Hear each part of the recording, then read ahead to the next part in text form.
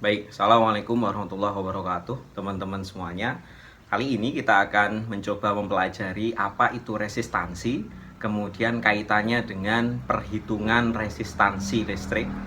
Baik, nanti misalnya pada rangkaian seri, rangkaian paralel, kemudian kombinasi seri atau paralel, dan yang terakhir adalah jika memang kita tidak bisa menghitung atau menganalisis rangkaian tersebut secara seri, paralel, ataupun kombinasi tersebut, lalu bagaimana solusi untuk menghitung atau menganalisis resistansinya, yaitu dengan jembatan Wheatstone.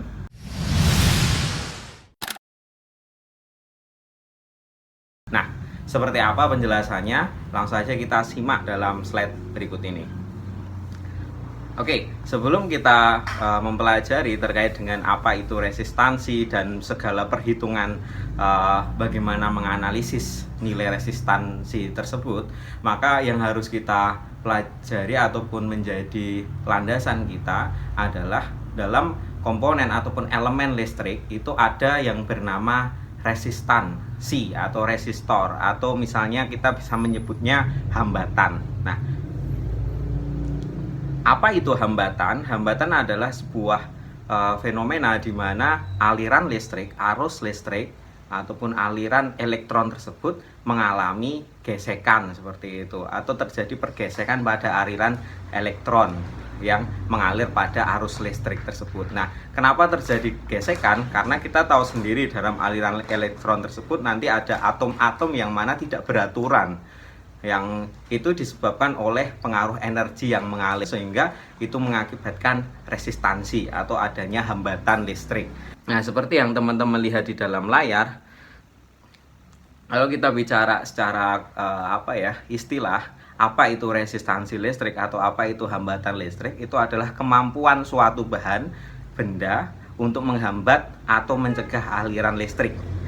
Nah, kita bisa melihat bahwa di situ ada kata hambatan ya. Hambatan itu secara arti secara umum adalah menghambat kayak gitu. Jadi dalam konteks kelistrikan ya apa yang dihambat? Yang dihambat adalah aliran listrik atau arus listrik seperti itu. Nah, yang mana kita tahu sendiri bahwa arus listrik itu adalah banyaknya muatan listrik yang mengalir dalam suatu rangkaian listrik dalam tiap satuan waktu yang dikarenakan karena adanya pergerakan elektron-elektron pada konduktor, atau mungkin menyebutnya kabel rangkaian seperti itu. Nah, seperti misalnya kita pelajari dalam dasar teknik elektro di semester sebelumnya, kita tahu bahwa bahwa arus listrik itu adalah jumlah muatan listrik yang mengalir pada satu satuan waktu, atau kita menyebutnya mungkin Q per delta T seperti itu kalau rumusan secara matematisnya. Nah, sementara hambatan sendiri adalah berkaitan dengan kemampuan suatu konduktor atau suatu bahan benda yang teraliri listrik untuk menghambat ataupun mencegah aliran listrik tersebut.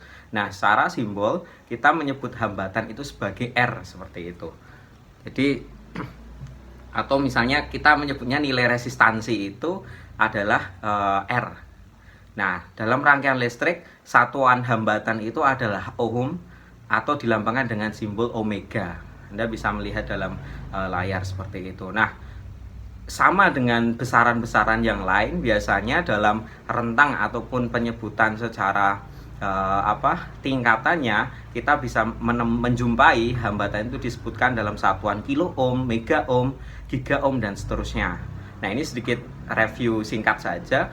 Kalau teman-teman terlupa, silahkan Anda bisa melihat di dalam layar bahwa 1 kilo itu ada berapa ohm, pasti ada yang lupa-lupa ingat ya gitu ya. Jadi 1 kilo itu ada 1000 ohm. Kemudian mega itu 10 pangkat 6. Kemudian giga itu 10 pangkat 9. Kemudian tera itu 10 pangkat 12 kayak gitu ya. Seperti pada tingkatan tersebut. Jadi jangan lupa nanti kalau misalnya kita menghitung suatu hambatan ataupun besaran yang lain, harus kita samakan satuannya kayak gitu ya. Jadi jenjangnya harus kita perhatikan terlebih dahulu.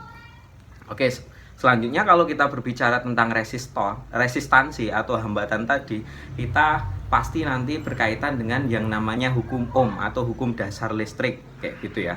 Nah, jadi hukum Ohm ini adalah hukum yang sangat mendasar dalam analisis rangkaian listrik. Sebelum nanti kita bicara hukum Kirchhoff, kemudian hukum misalnya hukum Kirchhoff yang pertama, kedua, dan seterusnya. Nah, hukum yang paling mendasar itu adalah hukum Ohm kayak gitu. Dimana hukum Ohm ini kita sudah tahu sendiri bahwa hukum Ohm itu adalah suatu pernyataan yang menyebutkan bahwa arus listrik yang mengalir pada suatu kawat konduktor itu berbanding lurus dengan beda potensial ataupun tegangan yang diberikan pada ujung-ujungnya kayak gitu. Jadi V itu akan sama dengan I kalikan R, kemudian I itu sama dengan V bagi R, kemudian R itu sama dengan V bagi I. Secara simbolis matematisnya seperti itu. Anda bisa melihat dalam keterangan gambar di situ. Jadi untuk memudahkan dalam mengingat dan memahami, kita menggunakan pendekatan segitiga seperti itu. Nah, artinya di situ semakin besar beda potensial, maka semakin besar arus yang mengalir kayak gitu ya. Semakin besar V, maka I-nya juga akan semakin besar. Sebaliknya jika beda potensialnya yang diberikan kecil, maka arusnya juga akan kecil juga seperti itu. Nah, kalau misalnya hambatan tadi itu berbanding terbalik dengan arus kayak gitu ya. Artinya kalau kita mencari arus I, itu kan berarti V dibagi R. Artinya semakin besar semakin besar R, semakin besar hambatannya, arus yang mengalir itu pasti berbanding terbalik, artinya semakin kecil kayak gitu. Logikanya adalah misalnya kita mengamati aliran air gitu yang terlihat secara fisik. Nah, aliran air kalau misalnya ada banyak hambatan dalam pipa ataupun dalam misalnya sungai ataupun dalam selokan seperti itu, ada banyak hambatan, entah batu, entah akar tumbuhan, entah sampah dan seterusnya, pasti nanti aliran air yang mengalir dari dalam tempat tersebut, dalam aliran tersebut nanti akan lebih kecil seperti itu kayak gitu. Pun juga dalam listrik itu juga sama seperti itu. Nah, kemudian makanya kalau kita sedikit flashback terkait dengan hukum Ohm ini, kalau misalnya kita kaitkan dengan hukum pembagian arus ya atau percabangan, biasanya nanti kita akan melihat sebuah rangkaian yang mana rangkaian tersebut bercabang, kemudian nanti akan diketahui di situ. Jadi bercabang dengan masing-masing hambatan. Misalnya yang bercabang menjadi dua ya, A sama B kayak gitu ya. Jadi artinya di situ ada IA, kemudian ada IB atau arus A, arus B. Yang masing-masing juga punya hambatan atau resistansi di situ. Misalnya RA sama RB. Nah, kalau misalnya RA itu besar, nah berarti I-nya itu pasti nanti akan relatif kecil. Begitupun juga kalau RB-nya itu kecil, berarti IB-nya itu akan relatif besar seperti itu. Jadi kalau misalnya kita pakai hukum percabangan, nanti arus yang mengalir pada kedua cabang tersebut kalau di total itu akan sama dengan arus muaranya gitu, yang mana porsi atau proporsi pembagiannya nanti berbanding terbalik dengan porsi dari hambatan tersebut seperti itu teman-teman. Nah, baik, next.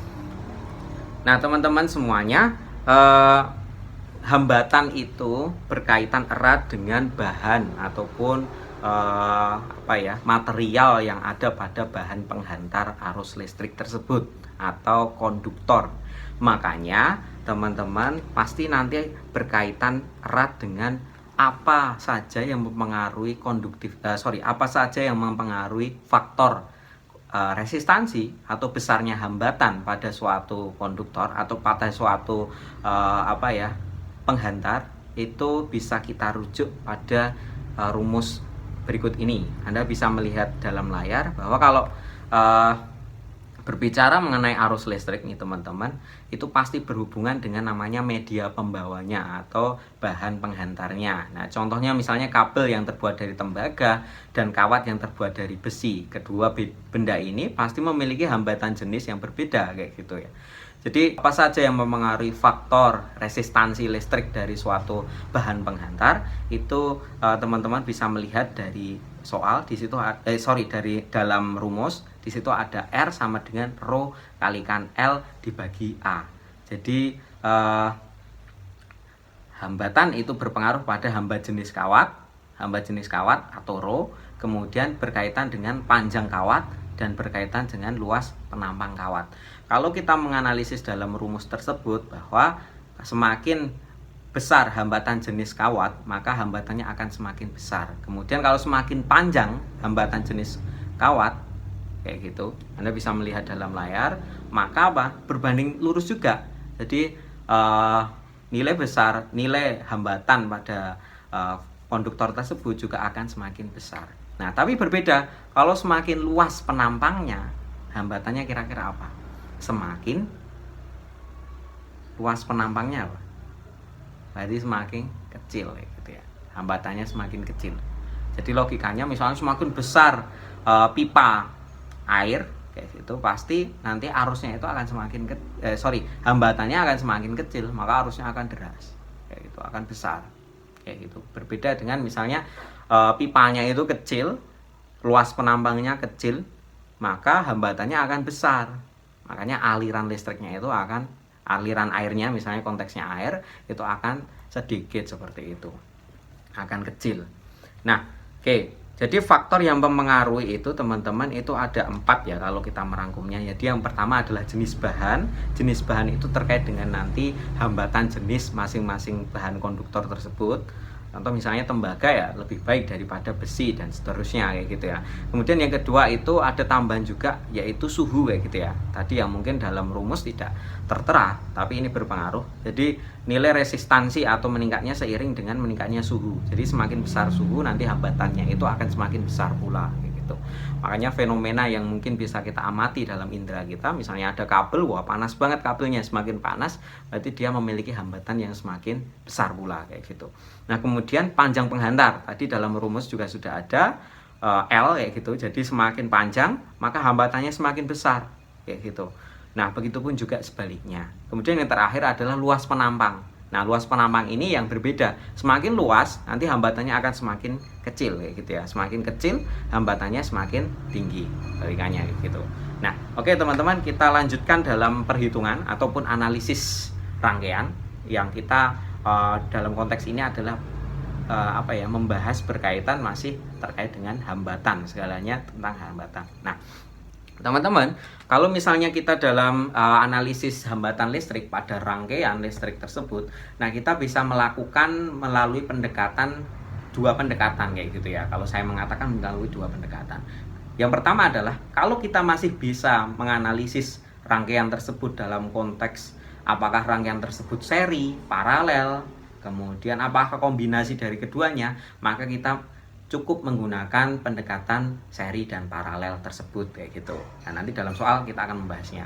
Kemudian yang kedua, kalau misalnya kita sudah tidak bisa menyelesaikan suatu analisis rangkaian listrik dengan pendekatan seri dan paralel kayak gitu ya, hambatannya berapa? Wah, ini kok rangkaiannya ribet banget nih kayak gitu, misalnya kompleks banget kayak gitu. Nah, kita bisa menggunakannya dengan apa? Kita bisa menggunakannya dengan jembatan Wheatstone kayak gitu ya. Nah, jadi ada 2 pendekatan tersebut. Nah, yang pertama kita akan membahas pendekatan yang pertama, yaitu berdasarkan rangkaiannya dalam bentuk apa gitu ya. Jadi yang pertama adalah hambatan rangkaian seri, paralel, sama kombinasi dari keduanya. Nah, untuk hambatan rangkaian seri, teman-teman bisa melihat di dalam layar. Oke, di dalam layar disebutkan bahwa di sini ada contoh soal. Jadi misalnya kalau dalam rangkaian seri kita menghitung total hambatan ini berdasarkan jumlah hambatan yang ada pada rangkaian tersebut, kita jumlahkan atau kita cari resultannya. Contoh misalnya ada hambatannya, resistornya misalnya ada 2, R1 sama R2. Ya udah kita cukup jumlahkan R1 berapa, R2 berapa. Kalau misalnya 3, ya berarti R1 tambah R2 tambah R3 dan seterusnya hingga N kayak gitu ya. Nah, jadi semua resistor seri ini hanya dijumlahkan ya gitu. Misalnya carilah hambatan total pada gambar di bawah ini. Misalnya ada contoh nih. Misalnya R1 diketahui bahwa ada 100 ohm ya gitu. Kemudian R2 ada 300 ohm. Nah, maka carilah hambatan pengganti atau hambatan total dalam rangkaian tersebut. Nah, caranya mudah, yaitu cukup menjumlahkan dari 2 hambatan tersebut. Jadi ada 100, kemudian ada 300 dan mereka saling bersambungan atau seri. Maka langsung kita jumlahkan menjadi 400 ohm. Hanya saja teman-teman, di sini kita harus mencermati dengan sebaik mungkin satuan dari masing-masing resistor tersebut. Kayak gitu. Karena kalau misalnya resistornya yang 1 ohm, yang 1 kilo ohm, tentu nanti harus kita ubah menjadi salah satunya, menjadi seragam terlebih dahulu. Karena nanti akan berbeda analisisnya atau perhitungannya kayak gitu. Baik, itu yang seri teman-teman. Yang pertama seri. Ini sangat mudah dan saya kira teman-teman sudah pernah ataupun sering membahasnya di bangku SMA ataupun SMP bahkan. Nah, oke. Nah, kemudian yang kedua, teman-teman, hambatan rangkaian paralel. Kalau tadi seri, kita cukup menjumlahkan. Nah, kalau paralel seperti apa? Nah, sebelumnya teman-teman harus memahami betul bentuk paralel itu seperti apa, kayak gitu ya. Jadi kalau paralel itu teman-teman bisa melihat di sini tidak saling nyambung satu sama lain secara langsung, tapi mereka berjajar kayak gitu ya, disambungkan secara berjajar. Contoh di sini ada R1, R2, R3 yang masing-masing kakinya itu disambungkan satu sama lain kayak gitu ya, tapi secara berjajar.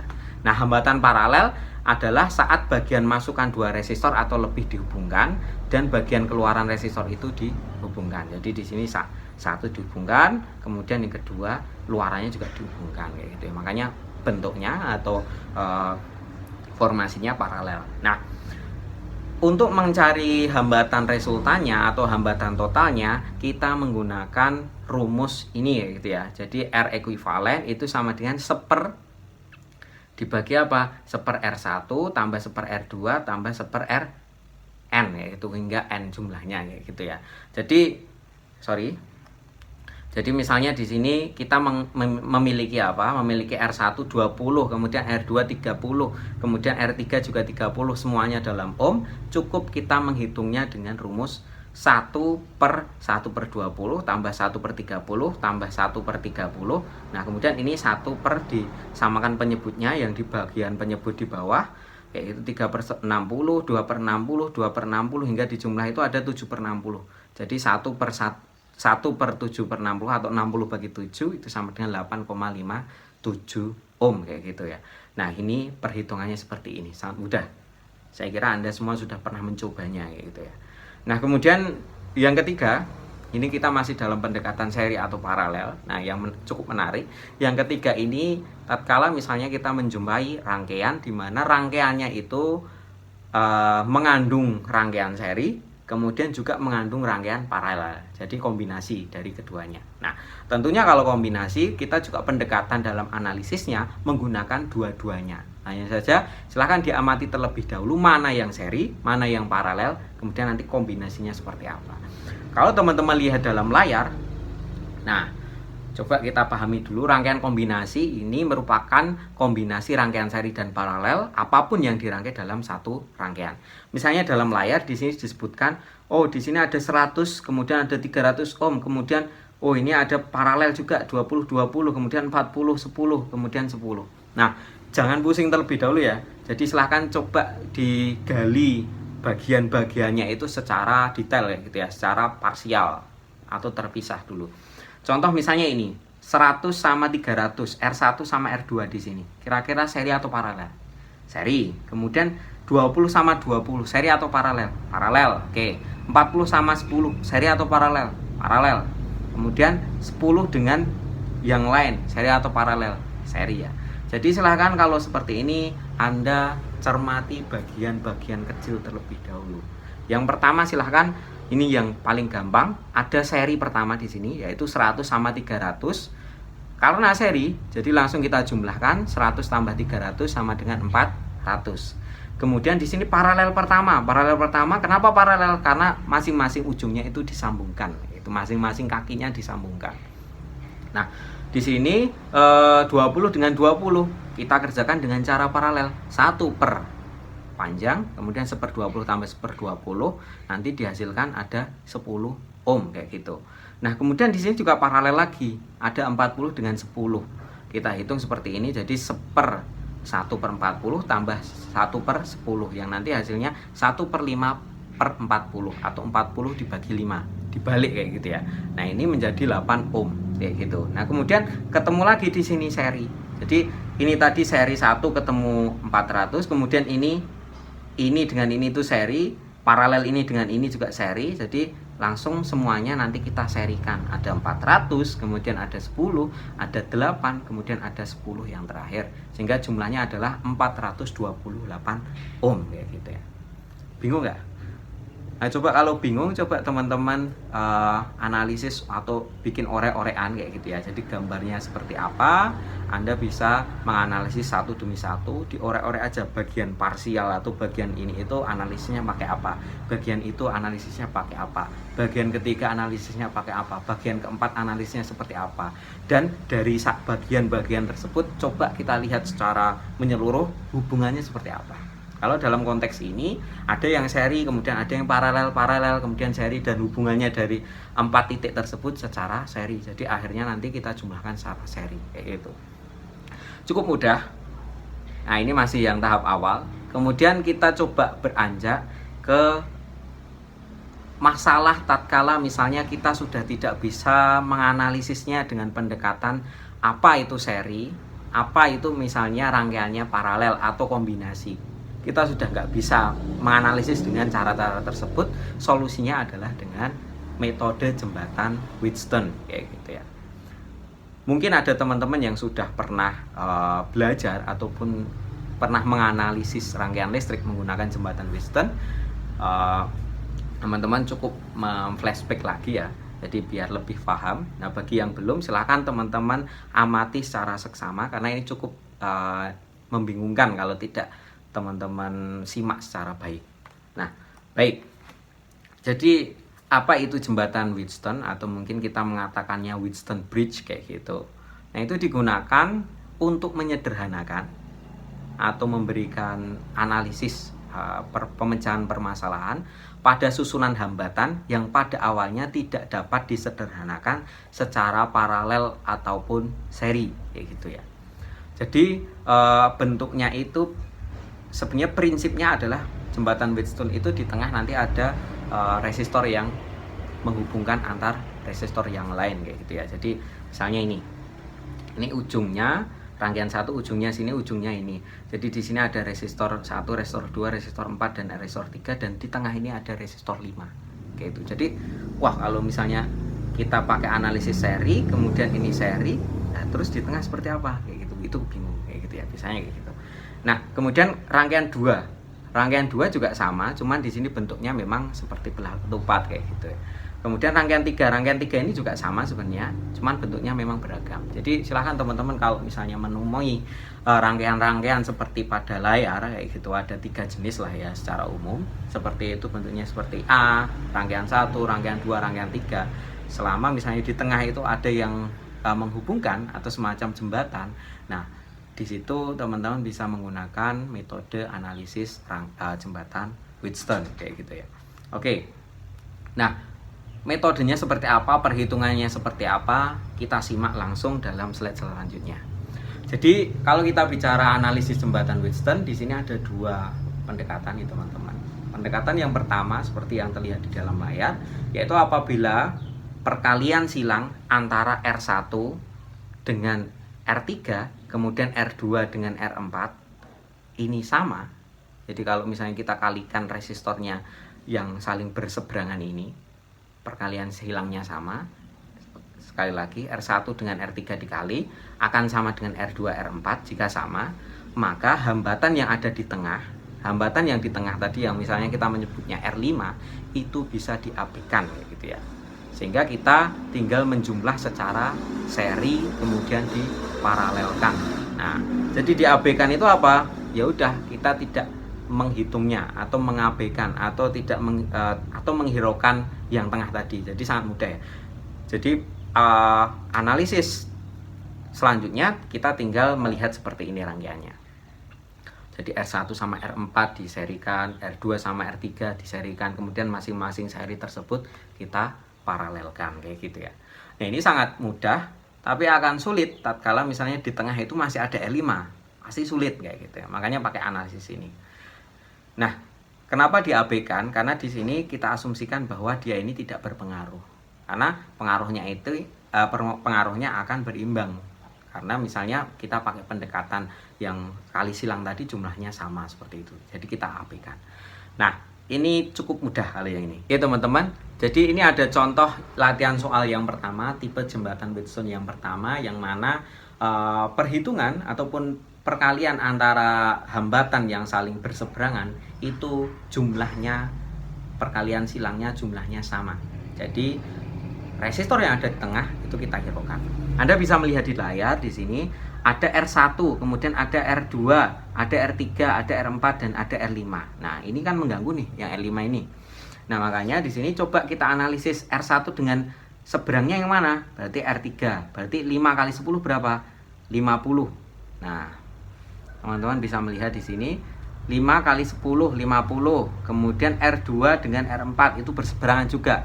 10 kali 5 50. Jadi dari gambar ataupun analisis rangkaian tersebut kita bisa mengatakan perkalian silangnya itu sama. Maka di sini R5-nya kita hiraukan kayak gitu ya. Kita tidak menganggap R5 itu ada kayak gitu ya. Nah, makanya langsung kita menggunakan analisis pendekatan seri dan paralel yaitu Anda bisa melihat di sini karena ini sudah hilang maka R1 dengan R4 dijumlahkan secara seri, kemudian R2 dengan R3 juga dijumlahkan secara seri, baru keduanya masing-masing itu dijumlahkan secara paralel. Jadi hasilnya tadi masing-masing 10 dengan 20, kemudian itu diolah menjadi 1/10 dan 1/20. Kemudian disamakan penyebutnya 2/20 dan 1/20, berarti kan 3/20 nih.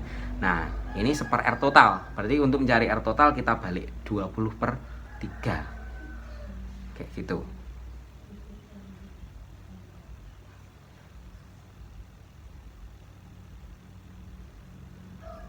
Nah, jadi kalau ditanyakan di sini pertanyaannya adalah hitunglah kuat arus yang mengalir saat misalnya voltage-nya atau tegangannya itu 15, maka kita menggunakan hukum Ohm di sini I sama dengan V dibagi R total. Nah, V-nya berapa? 15, kemudian R totalnya tadi 3/20.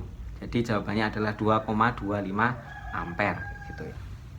Oke, teman-teman, itu anak contoh soal atau latihan soal analisis yang pertama untuk jembatan Wheatstone tatkala misalnya jumlah perkalian antara resistor ataupun hambatan yang saling berseberangan tadi jumlahnya sama sehingga yang di tengah kita abaikan.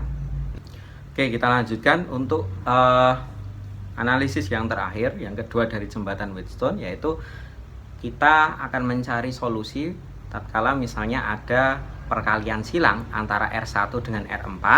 Di sini dalam layar Anda bisa melihat simbolnya ya.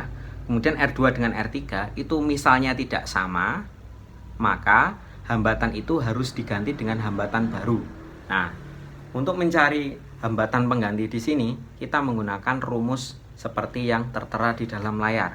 Jadi nanti R1, R2, R5 ini nanti akan digantikan dengan hambatan baru yang kita sebut dengan RA, RB, dan RC yang merupakan hasil analisis dari hubungan hambatan yang sebelumnya. Nah, rumusnya adalah untuk mencari RA, jadi RA itu di sini kita kalikan apa? Kalikan hambatan yang menghimpitnya, yaitu RA itu di sini berarti R1 dengan R2 dikali kemudian dibagi R1 tambah R2 tambah R5. Nah, untuk mencari RB itu di sini yang menghimpit apa? Berarti R1 dengan R5, berarti R1 kalikan R5 dibagi R1 tambah R2 tambah R5. Nah, kemudian yang terakhir untuk mencari RC itu di sini yang menghimpit adalah R2 dan R5, maka dikalikan kemudian baru dibagi R1, R2 dan R5 seperti pada sebelumnya. Nah, nanti kalau kita sudah menggunakan rumus hambatan pengganti tersebut, nanti akan kita dapatkan nilai hambatan pengganti dengan simbol RA, RB, sama RC berdasarkan perhitungan tadi. Nah, maka RA akan posisinya seperti ini, RB seperti ini, RC seperti ini. Jadi, kalau misalnya sudah kita ganti menjadi hambatan pengganti seperti ini, analisisnya kita bisa menggunakan pendekatan seri dan paralel.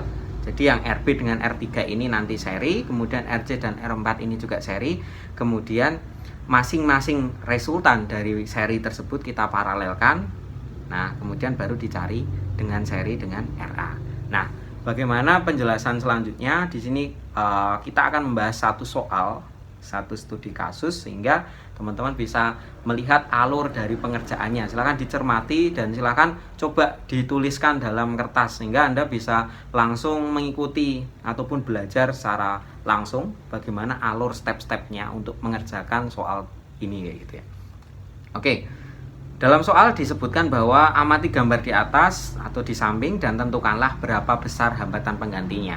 Nah, di sini hambatannya sudah tertera dalam layar bahwa kita memiliki 5 resistor, yang mana R1 itu 2, R3 itu 1,5, R2 itu 4, R4 itu 1, dan R5 itu 2. Kalau kita menggunakan aturan jembatan Wheatstone, pertama langkahnya adalah kita coba analisis apakah di sini itu bisa kita abaikan atau enggak R5-nya. Nah, cara bisa mengabaikan atau enggak, kita cari perkalian silangnya. Jadi perkalian silang itu yang disilangi ataupun yang jadi perkalian antar dua resistor yang dihalangi oleh salah satu resistor di tengah atau dihubungkan oleh resistor di tengah. Jadi R1 dengan R4 di sini dikalikan 2 dengan 1 sama-sama ohm berapa? 2. Kemudian di sini 4 dengan 1,5 berapa? 4 kali 1,5 6. 2 sama 6 itu jelas berbeda. Makanya kita tidak bisa mengabaikan nilai dari hambatan R5 ini di tengah ini. Makanya kita menggunakan aturan yang kedua. Jadi ini ya tidak sama. Sehingga hambatan-hambatan tersebut perlu diganti sehingga menjadi seperti ini. Jadi seperti yang saya sampaikan, ada hambatan A, pengganti A, hambatan pengganti B, dan hambatan pengganti C. Soalnya seperti ini, jangan lupa saya tuliskan ulang biar enak. Jadi untuk hambatan pengganti A berarti 2 kalikan hambatan pengganti A itu nanti di sini, kayak gitu ya. Di sini, kemudian nanti ke sini kayak gitu ya. Jadi kalau saya gambarkan kembali ke seperti ini ya. Oke. A itu berarti yang menghimpit R1 dan R2. B berarti R1 dan R5. Kemudian C berarti R2 dan R5 kayak gitu ya. Anda harus pahami itu terlebih dahulu. Nah, A berarti yang menghimpit apa? 2 dan 4. Berarti 2 kali 4, kemudian dibagi 2, 4 sama 2 dijumlahkan resultannya. Kemudian kalau B itu di sini. Berarti 2 sama 2 kayak gitu ya, sini ya. Berarti 2 kali 2 dibagi 4 tambah 2, kemudian hasilnya ini ya 4/8 atau setengah ohm. Begitupun juga yang C itu di sini. Berarti yang menghimpit apa? 4 dan 2 dikalikan dulu dibagi resultannya kayak gitu ya. Menjadi 1. Jadi masing-masing di sini nanti ada RA itu 1, kemudian setengah, kemudian 1 kayak gitu ya. Jadi 1. Nah, di sini RB dan R2 itu akan diserikan. Oke, saya gambarkan secara mudah aja biar enak. Oke ya, teman-teman bisa melihat di dalam layar bahwa RB dan R2 nanti dirangkai secara seri kayak gitu ya. Jadi ada setengah tadi hasil RB, kemudian ditambahkan 1,5 karena seri, maka menjadi 2. Sedangkan untuk RC dan R4 dirangkai juga dengan seri, yaitu 1 ditambahkan dengan 1 menjadi 2. Nah, kemudian baru dirangkai secara paralel RB2 dan RC4 tadi. Jadi 1/2 dengan 1/2 gitu, yang hasilnya adalah 1 gitu ya, paralelnya. Baru 1 nanti diparalelkan dengan diserikan dengan RA. Jadi menjadi 2 ohm kayak gitu ya. Nah, itu mungkin sedikit terkait dengan apa yang kita diskusikan hari ini. Jadi yang perlu teman-teman garis bawahi adalah dalam menganalisis ataupun menghitung resistansi suatu rangkaian listrik atau hambatan suatu rangkaian listrik, kita ada pendekatan 2 kayak gitu ya. Pendekatan melalui analisis seri dan paralel. Kemudian kalau misalnya tidak bisa menganalisis melalui seri dan paralel atau aturannya lebih kompleks, rangkaiannya lebih kompleks, kita gunakan bantuan untuk menyederhanakan rangkaiannya menggunakan jembatan Wheatstone. Nah, jembatan Wheatstone analisisnya cukup sederhana, ada 2 kemungkinan. Yang pertama, saat misalnya saat misalnya perkalian resistornya secara silang itu sama, maka kita bisa mengabaikan resistor penghubung atau resistor yang ada di tengah. Tapi misalnya perkalian dari rangkaian dari resistor yang berseberangan tadi berbeda jumlahnya, maka kita akan menggunakan analisis hambatan pengganti menggunakan jembatan Wheatstone kayak gitu ya.